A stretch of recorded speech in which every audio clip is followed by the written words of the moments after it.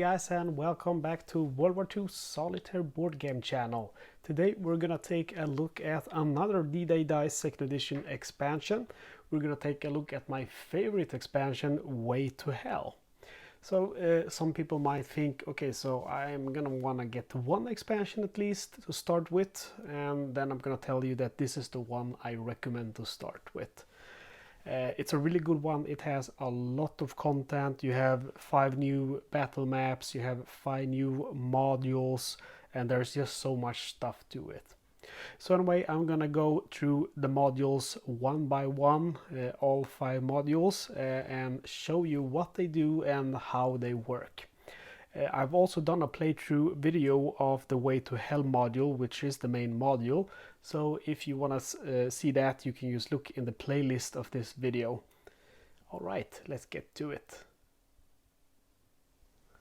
So module number 1 is going to be the Way to Hell module, and like I said, I've done a playthrough video of this if you want to see how it works. I'm not going to go into great lengths about game mechanics here. Basically, this is for 1 to 2 players. There are also maps for more players, but as always, my videos are focusing on Solitaire.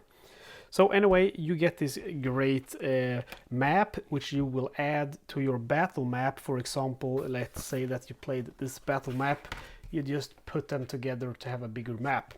And I think actually that's a great idea. If you watch my last video about the what's it called, Inside the Bunker expansion, I was talking about how I kind of felt like, you know, getting to the bunker, it kind of felt like a sudden end, and I kind of wanted it to, you know, keep going. And I also feel the same way about the boat ride to the beach that we missed out, but that's fixed with this very good expansion.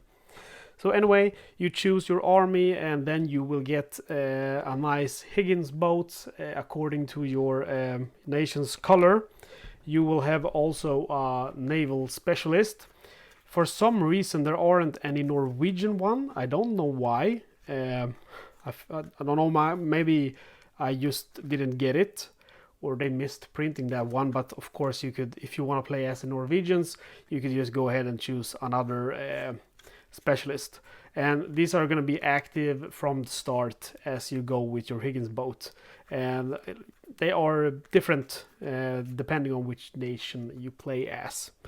You will also get a new regular item, which is called New Orders.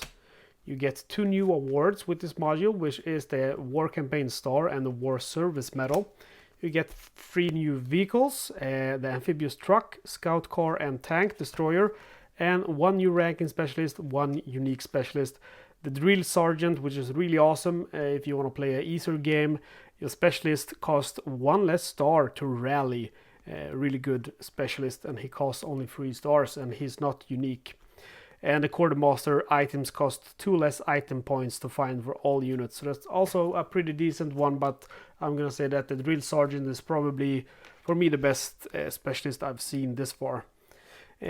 Also, you will get one of these quick reference cards that you can use, you know, for the turn sequence as you're going with your Higgins boat towards the beach. So that's very useful. You're also going to have, of course, some different RWB bonuses that you want to take a look at. Okay, so this is module number 1, and not really included in the module, but included in the game are 5 new battle maps. So in the original D-Day Dice 2nd edition, you get to play around with 12 scenarios. And in this game we get 5 additional ones, so scenario 13 to 17. So for scenario number 13 we have Utah Beach. For scenario number 14 we have Juneau Beach, which you see we have a M4 Sherman here. And scenario number 15 is going to be Cozy's Bunker. Never heard of that, so that's going to be interesting. Sorry. And then for scenario number, let's see, 16 should be here somewhere. There we go. Number 16, Courcelles. And then we have scenario number 17, Brickcourt Manor. So 5 new scenarios to play around with. And this is just module number 1. So let's take a look at module number 2. So module number 2 is the gold dice module, and basically how they work is that you roll them with your regular RWE dice, and they can take the color, any color they want, so white, red, or black. Sorry, I think it's white, red, or blue. Sorry. With them, you get these one award, one specialist, and one item. So basically, you get a general that all units replace one of their dice with a gold die. So that's, I mean, this is going to be more beneficial in multiplayer, not really something I see myself using very much in solitaire gaming, unfortunately. We have the supply bag. At the end of phase 1, roll a gold die, re-roll skulls if you wish, and add it to the final tally of any unit, including yours. It can take any color. And then you have an award in French, which I'm not going to try to pronounce, and it lets you roll 3 gold dice, re-roll skulls if you wish. These results are added to the final tally of all units. Again, it's going to be mostly beneficial in a multiplayer game, since it's concerning all units on the map, and you can be 6 player, you can be 1, and that's going to give a big advantage to a 6 player game, not a very big advantage to a 1 player game. So that's module number 2. Let's go to module number 3. So module number 3 of 5 are special missions, and the way these works are, first of all, you're gonna go ahead and shuffle this deck, and then at the beginning of a game you're gonna draw 2 of the cards, top cards, every player, and when you're playing alone, just you. And you will look at the cards and you will decide one of them you're gonna keep and one of them you're gonna discard. And the way these cards work are they are additional mission for your game, and you need to complete the specific things here or you're gonna lose the game.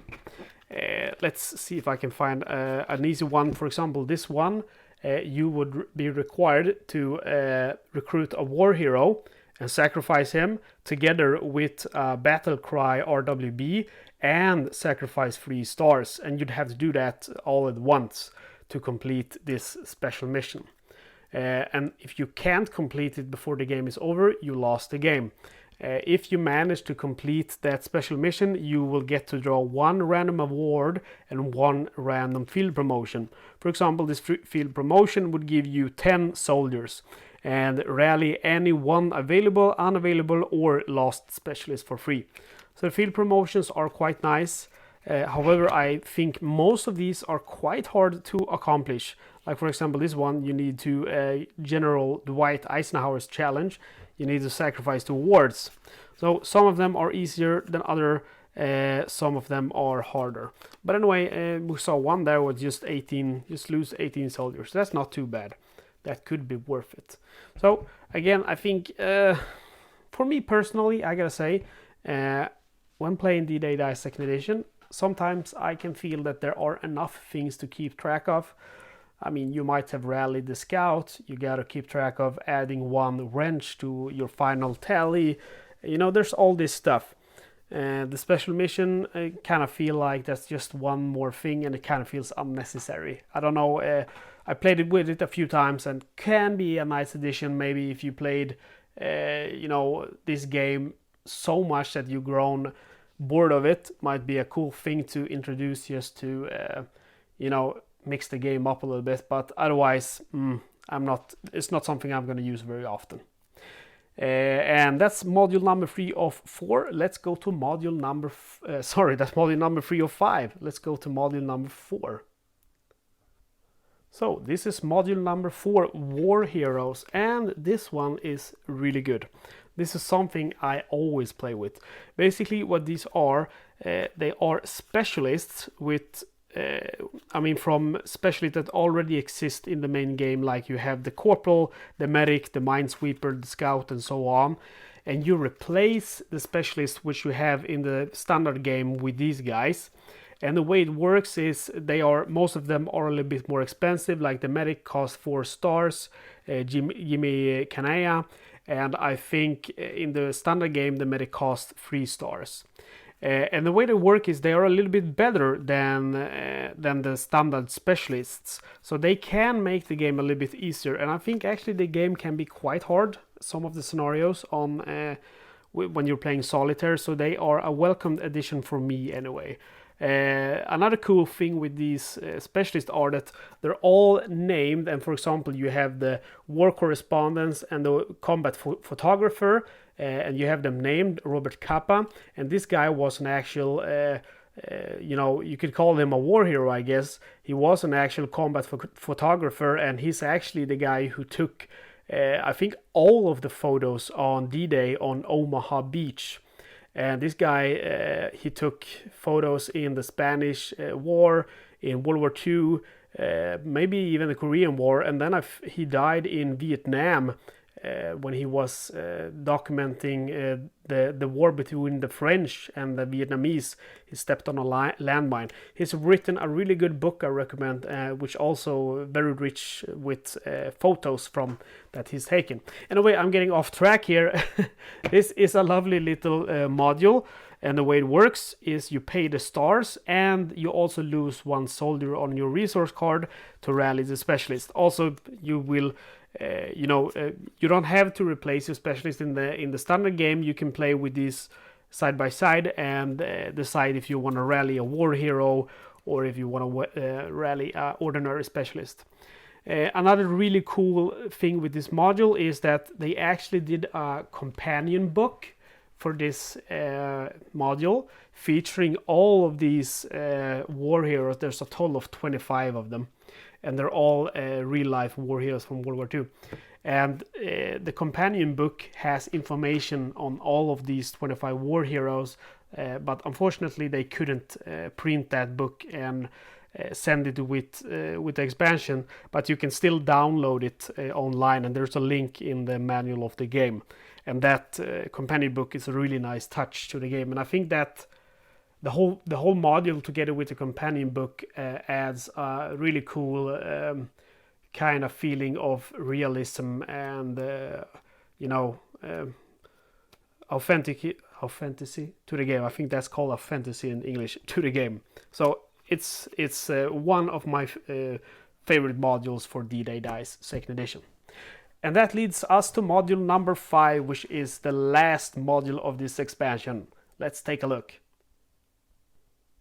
So, module number 5 of the Way to Hell expansion is an additional nation, and actually it's not a nation itself, it's a mix of all the nation, because it's called SHAEF, or SHAEF, which stands for Supreme Headquarters Allied Expeditionary Forces, which was led by Dwight Eisenhower. And basically it's just all of the nations together, and it's an additional nation. You're gonna get a resource card. I haven't put mine together yet. You have unique RWB bonuses here, and also you have your specialists, which are tied to your nation, so just like any nation. And you have dice, and you have a unit dice, and for some reason the red ones are pink, and it's just cosmetical according to the manual. And your nation die is pink as well. So I'm not a fan of the pink color, but otherwise I think it's pretty cool.